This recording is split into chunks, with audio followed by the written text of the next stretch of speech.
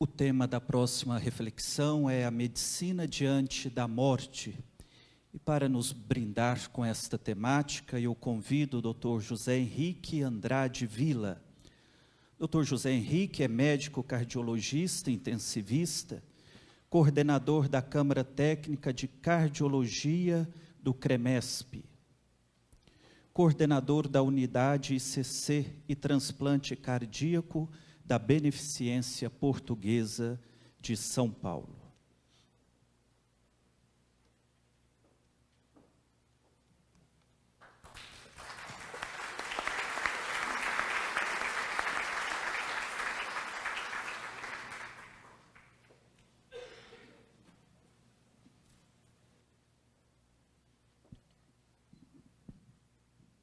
Eu vou sentar do lado do Dr. Romão porque eu quero cumprimentá-lo pela profundidade e amplitude da sua elocução, que mostram que estamos com pelo menos um convidado aqui menos qualificado do que sou eu, porque eu sou um técnico.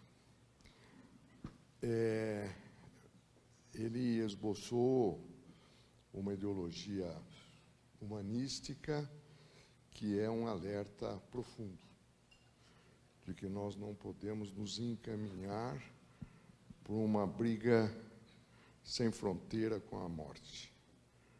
E até porque o pano de fundo disso é ganhar dinheiro, né? Cada vez mais a medicina americanizada faz uma lavagem cerebral nos médicos menos qualificados intelectualmente para usar equipamentos caros, perigosos, que infectam o paciente e transformam uma morte serena numa morte feia, cheia de equipamentos, quase voltando para a era medieval que foi aqui citada. E eu falo isso, sem falsa modéstia, como um partícipe maior, como clínico-chefe da equipe do professor Zé Pedro da Silva, hoje co-associado titular da Universidade de Pittsburgh, e o nosso grupo teve talvez o maior espectro de tratamentos de altíssima sofisticação em cardiologia de adultos e crianças. Muito mais graças ao professor Zé Pedro da Silva, um jovem simples de Pirajuí, mas que pela luta e dedicação assumiu essa dimensão.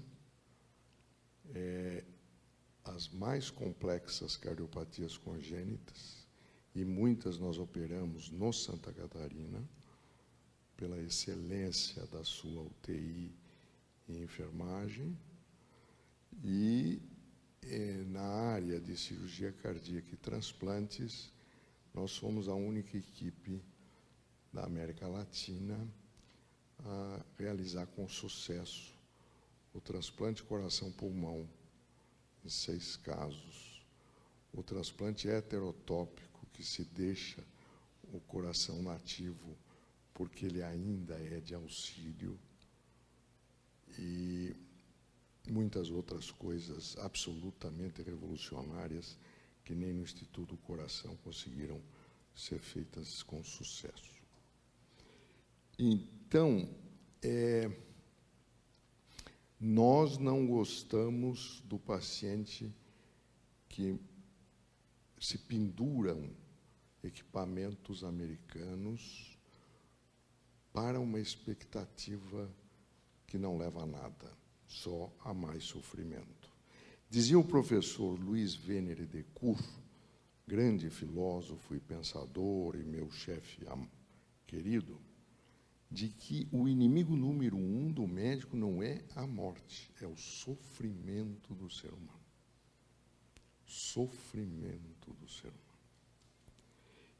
E a medicina ganhou prestígio por sempre estar atenta a isto, no sentido da administração de opiáceos, que são antigos na medicina, e mesmo em apressar a morte naquelas horríveis batalhas napoleônicas em que os canhões já poderosos destroçavam pernas dos soldados e que os médicos, às vezes, produziam a eutanásia nos casos realmente em que a amputação era impossível por serem ambas as pernas.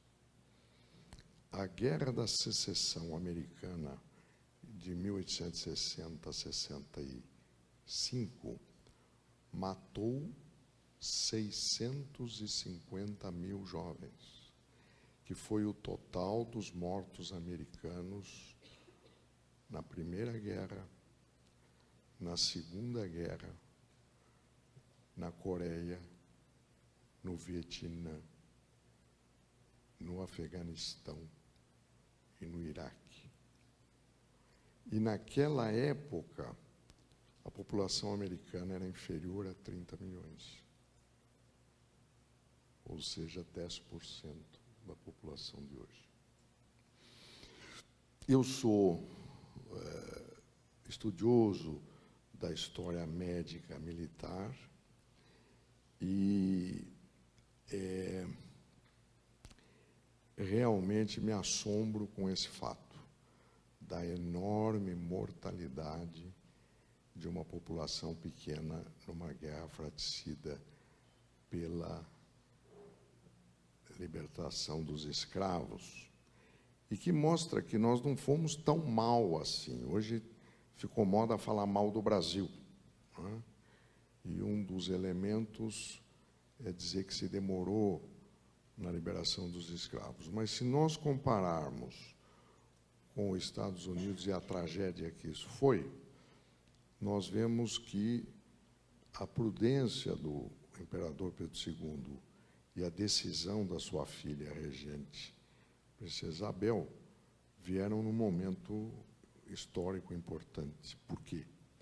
Porque esses grandes fazendeiros, eles tinham milícias, e uma revolta poderia ser dificílima num país imenso como o Brasil. Eu estou vendo ali o quadro do professor Benedito Montenegro, que morreu em minhas mãos. Eu era plantonista com 5 anos de formado, de um pronto-socorro de cardiologia, que depois eu me tornei sócio, e até o ano 2000. E ele foi talvez o primeiro grande cirurgião da América Latina. Ele era natural de Jaú, um filho dele também seguiu os passos do pai, atuou com grande proeminência neste hospital, que aqui foi visitado pelo grande doutor Charles Mayo, que o condecorou como o rei da úlcera da América Latina, porque ele tinha operado com baixíssima mortalidade 30 mil estômagos na época. Ali tem uma menção a isso. Nesta clínica, que era de propriedade dos sócios médicos principais, e da qual me orgulho de ter participado, e que vimos que no ano 2000 nós não teríamos condição de adquirir os novos e caríssimos equipamentos da época, e, portanto, encerramos as atividades, porque muitos são necessários, mas nós praticávamos, e talvez por isso a família dele decidiu ir para esse pequeno hospital de 25 leitos e alguns leitos de UTI. A ética, em primeiro lugar.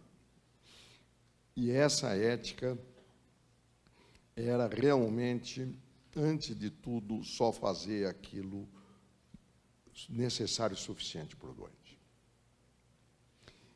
E sempre com o lema, antes de tudo, combater o sofrimento.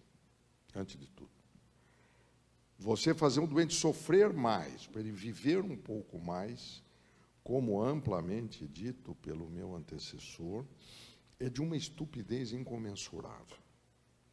Isto é se arvorar em Deus. Eu acho que é uma grave infringência intelectual. E nós estamos muito longe disso. Não é?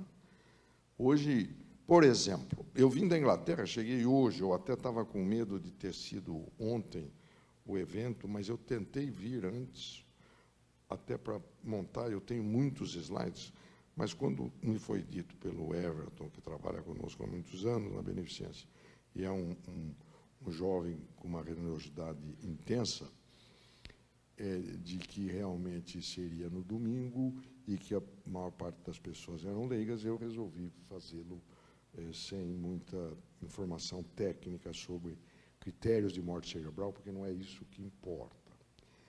Mas lá está, no grande Tribunal de Justiça, um dilema nos jornais, e eu não falei com médicos sobre isso, apesar de ter feito frequentes visitas a hospitais sofisticados de Londres. A medicina inglesa é muito melhor filosoficamente do que a americana, tanto do ponto de vista social como de proposta. Entre o pai e a mãe de uma menina de 14 anos que está morrendo de um câncer incurável e que ela manifestou à mãe o desejo de ser criopreservada. Isto, ao meu ver, é uma burrice do nosso querido Estados Unidos da América, em que se criou, com finalidade econômica, esta criopreservação pós-mortem, no intuito de amanhã ter-se uma droga que cure a doença. Só que isso é tremendamente especulativo, mentiroso e comercial. Porque mesmo que se descubra uma eventual droga que cure o câncer, esse aquecimento de uma temperatura de menos 60 graus vai exigir mais 1000 anos de tecnologia, porque o intracelular do sistema nervoso também congela. Então, isso é uma mentira. E o governo inglês pode ser obrigado a entregar para essa firma fajuta da Califórnia uma fortuna em dinheiro, porque a mãe está pressionando, porque é mãe, quer que a filha viva, e etc. E é hoje uma impossibilidade técnica flagrante. Então, é nesta medicina que nós estamos imersos. E este é o cúmulo dos disparates. E tem dezenas, se não centenas de pessoas criocongeladas por causa da vontade. Se um milionário quer jogar o dinheiro fora, o Trump congela ele e põe lá.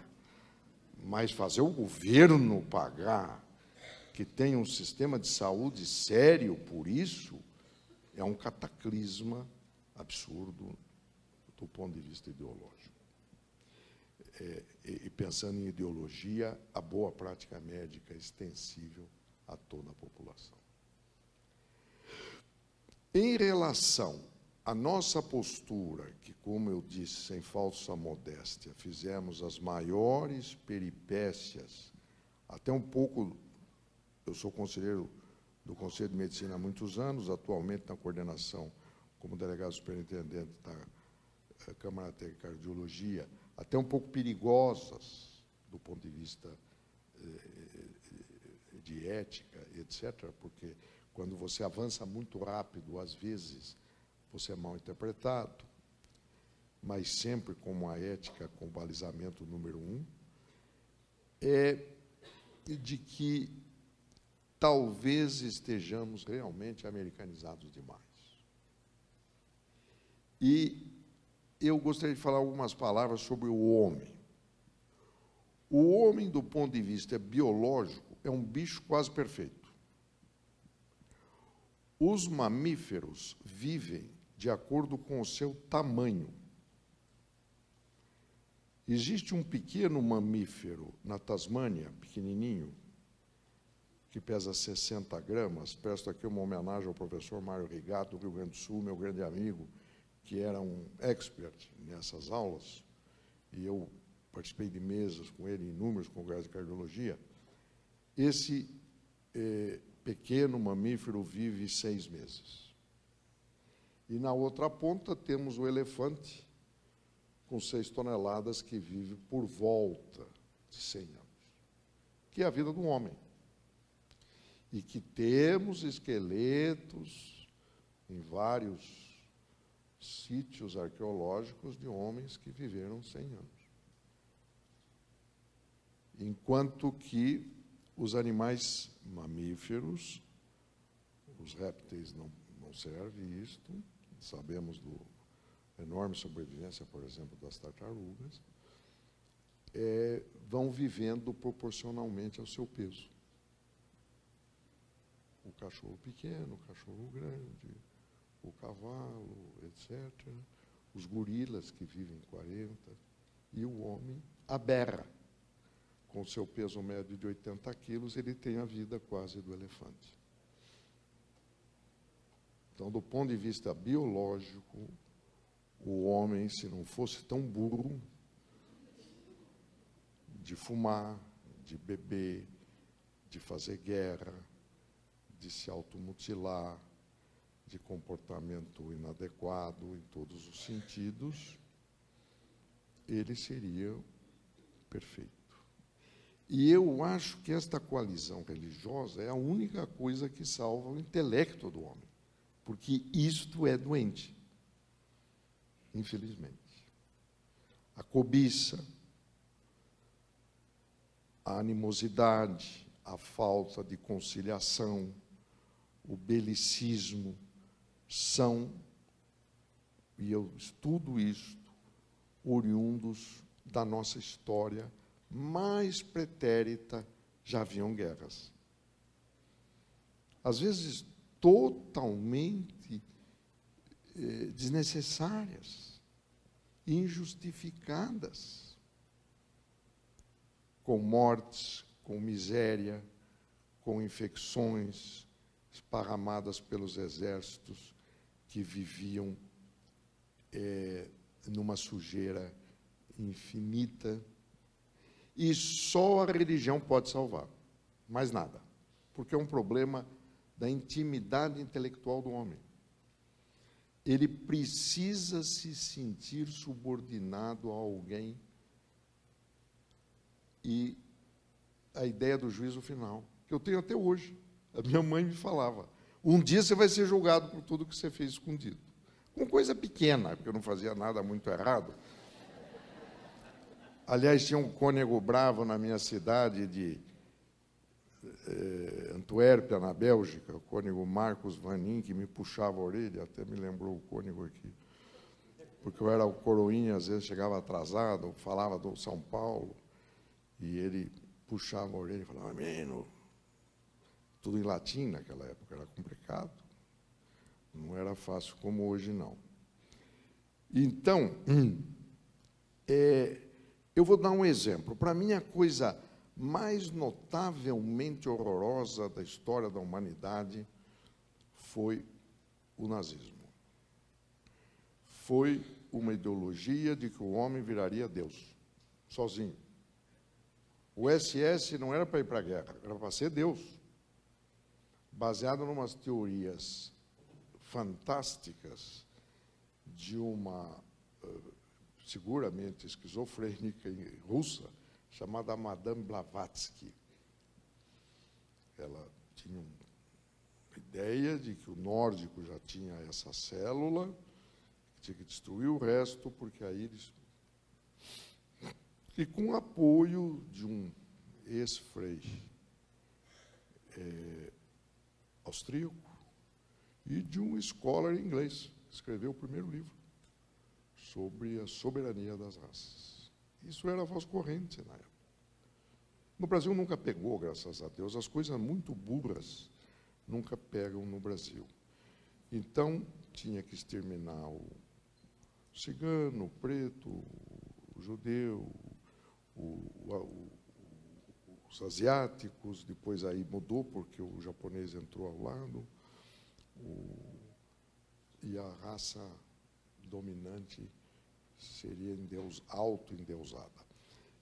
O único que se levantou contra isso foram os religiosos, porque eles começaram a exterminar os jovens doentes.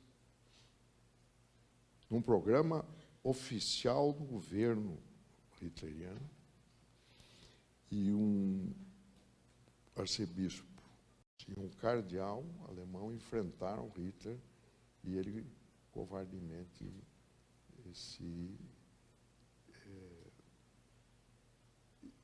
parou o programa de extermínio dos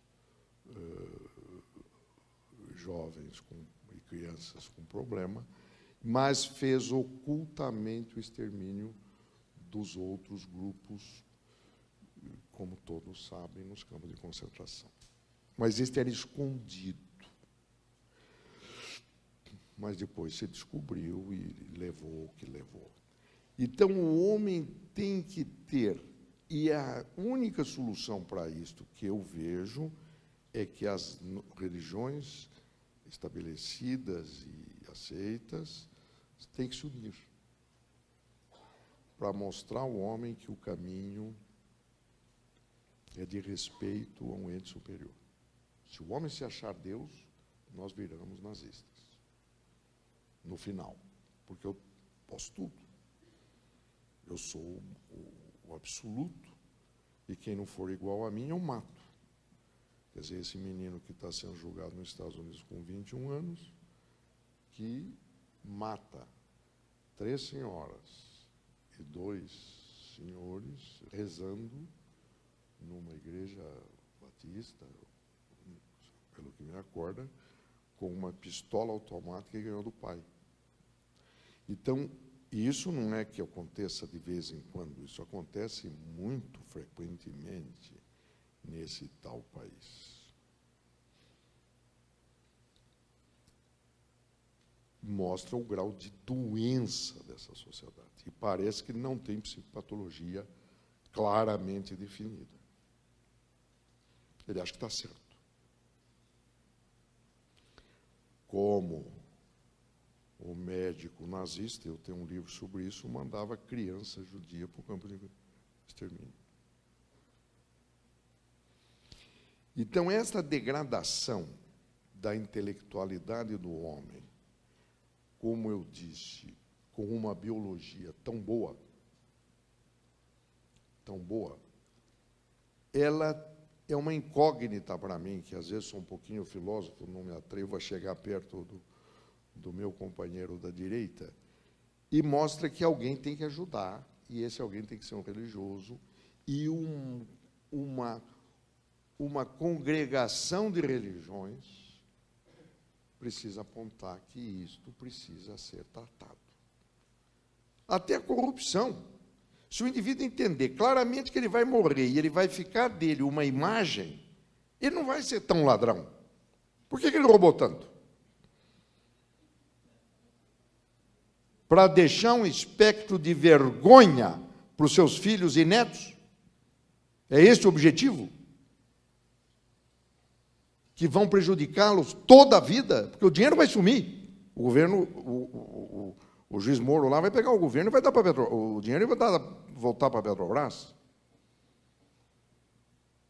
Então, será que o ser humano é tão imbecil ou realmente existe um demônio dentro da cabeça desse infeliz?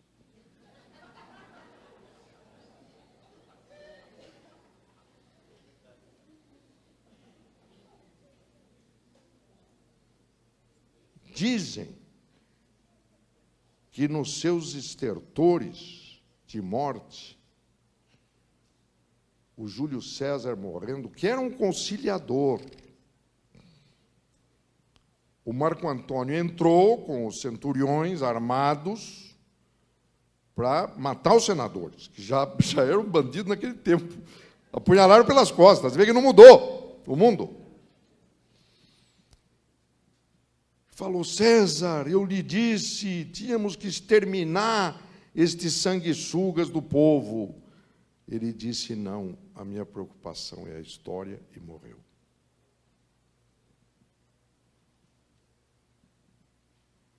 Porque os antecessores generais que conquistavam, mas eles conquistavam para poder sobreviver a Roma, porque não tinha adubo, não tinha nada, você precisava de terra para alimentar uma cidade de 2 milhões. E ele propôs trazer os líderes da Gália, etc., e fazê-los senadores. Isto é que eles não queriam, porque ia democratizar. E ali estava uma elite corrupta que vivia os beneplácitos do poder. Parece que é mais ou menos igual à nossa querida Brasília.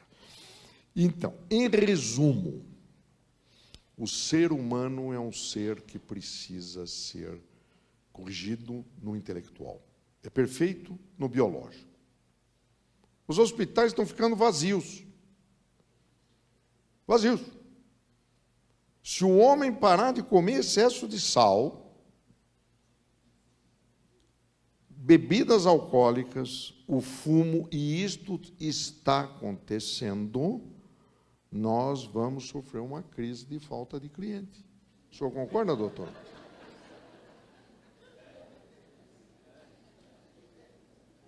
E precisamos tomar cuidado. Eu já avisei diretores da Beneficência Portuguesa, não, vamos fazer... Eu falei, cuidado. Salas vazias se vê no Sírio, neste, no meu, pela manhã. 14 salas cirúrgicas, 5, 6 ocupadas. Ou eu estou ficando louco? Cadê a madre administradora aqui? E vai piorar. Porque ele é perfeito, o ser humano, biologicamente, e péssimo intelectualmente. Não falando bem dos leões, o que não era pai dos filhos matava, porque ele só queria filho dele, também era meio... Mas, perto disso, o homem é muito pior. Violência sexual, por exemplo, não existe nos animais. Só existe a relação se a fêmea permitir. E nós temos esse problema gravíssimo em todos os lugares. E a pedofilia, que também existe no Brasil, é gravíssima no primeiro mundo. Inclusive intrafamiliar. Tem um filme muito contundente alemão, Feliz Aniversário, Papai de 8 Filhos, só um não foi violentado. Não é um retrato da verdade, mas é um retrato do que acontece. E nos Estados Unidos também é um problema muito mais sério do que aqui. Então, é este ser que precisa realmente apoio, do pescoço para cima. A minha visão de técnico, e que enfrenta a morte todos os dias, é de que toda extravagância terapêutica pode até ser proposta ao paciente, de preferência, porque a família não é o paciente, e nem pode decidir por ele, se ele estiver consciente, até porque a família não é homogênea, não é uniforme. Um cidadão fala uma coisa, outro outra, e você não se exime amanhã de se acionar tanto na justiça como no conselho pelo dissidente. Isso vale muito para os testemunhas de Jeová. Em nome da criança, ninguém fala. O pai não é dono, é o juiz de direito que é dono. da verdade, o juiz curador de menores.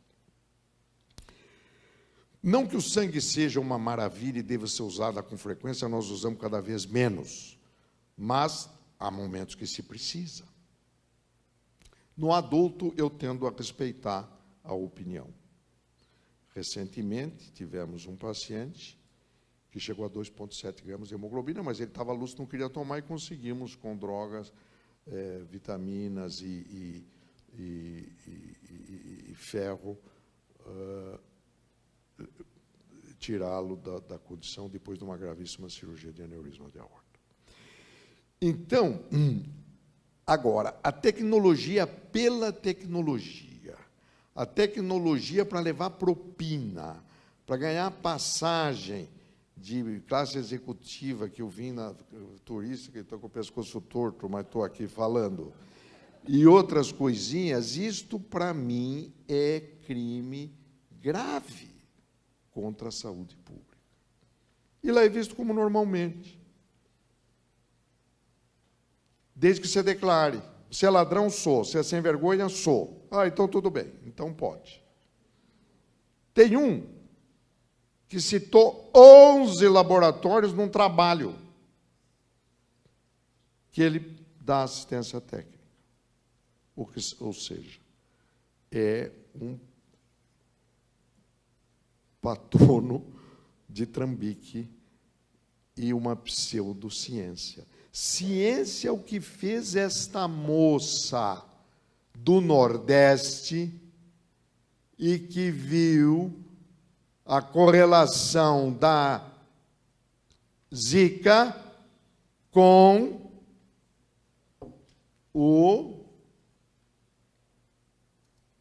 a anencefalia. Ciência não é montar trabalho sem vergonha. Isso é sem vergonhice. Montar trabalho sem vergonha chama sem vergonhice.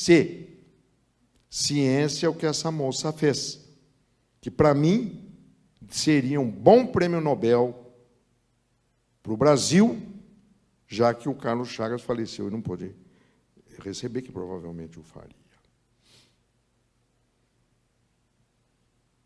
Agora, escolher amostragens de pacientes, dar um remédio aqui e ali, e dizer que este aqui foi melhor do que aquele, numa situação que às vezes é assimétrica dentro de cada grupo, é ignorância, bestialidade e sem vergonhice. Essas três coisas. E é o que puxa a medicina brasileira hoje nas universidades. Ah, porque se ganha pouco, porque é tão incômoda a classe turística, etc. Só que o bonitão da matriz, o cabeça, o Trump, está ganhando bilhões, porque ele está recebendo de prêmio uma coisinha que corrompeu o mundo, chamada opção, que se a ação subir 30%, a opção pode subir até 1000%. E eu já recebi oferta disso, porque eu sou médico de uma família que tem controle do Hospital do Câncer. Eles queriam, só para entrar lá, me davam 40 mil disso. Hoje valia $4.000, amanhã podia valer $4 milhões. Este é o prêmio para o médico associado da matriz. O nosso ganha chiclete e um banquinho melhor.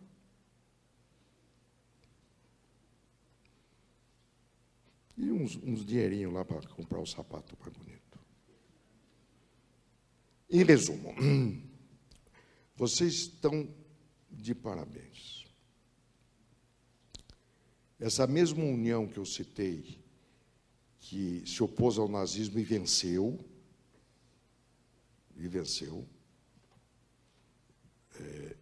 o restante não venceu porque não se sabia o grau de insanidade e absurdo dessa monstruosidade toda. E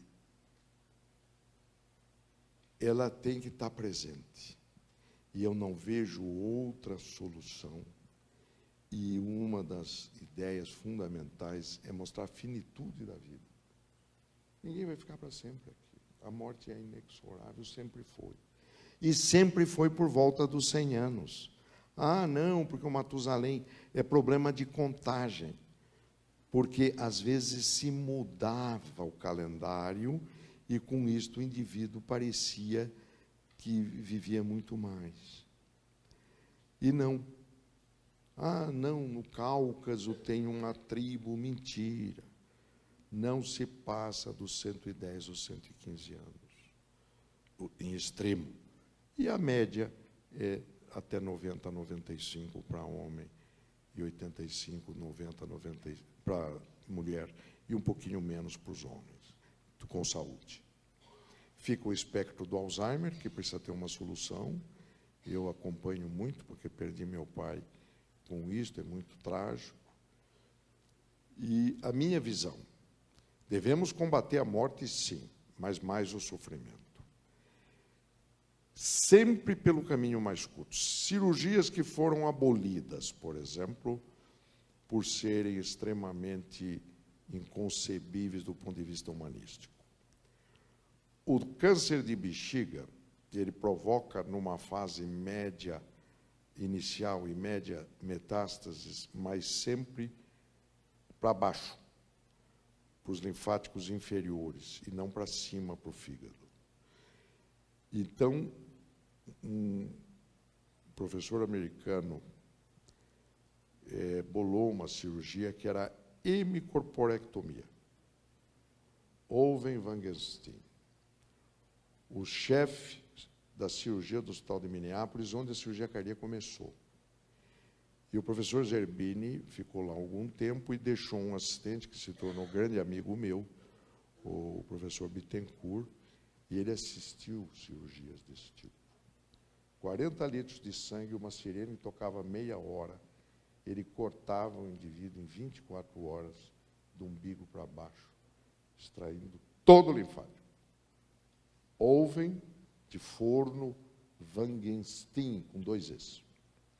Essa cirurgia foi proibida e salvava vidas. E teve um caso histórico, quer dizer, o indivíduo perdia tudo, os órgãos genitais, ficava com colostomia, etc. Aí fazia já uma cirurgia reconstrutora, tudo num tempo só. Tinha que andar com... Um deles foi presidente da Ford, viveu anos. E dizia que estava bem, mas era de uma violência de tal monta que realmente se proibiu. Estes equipamentos para manter a vida, de assistência circulatória, esperando um transplante, que hoje está muito difícil a doação de órgão. Por quê? Porque a velocidade a 30 por hora, se a bicicleta passa à nossa frente, você é multado. Então, realmente, caiu. Aí você dá uma expectativa para a família e não vai ter o órgão. Quer dizer, é uma coisa realmente... E só que o custo vai comendo. Essa coisa de criopreservação que eu acho a imbecilidade maior do universo. E atenta contra a dignidade do ser humano. Tudo em nome do lucro. Em resumo, eu estou com o tempo esgotado e tenho, parece que, algumas perguntas.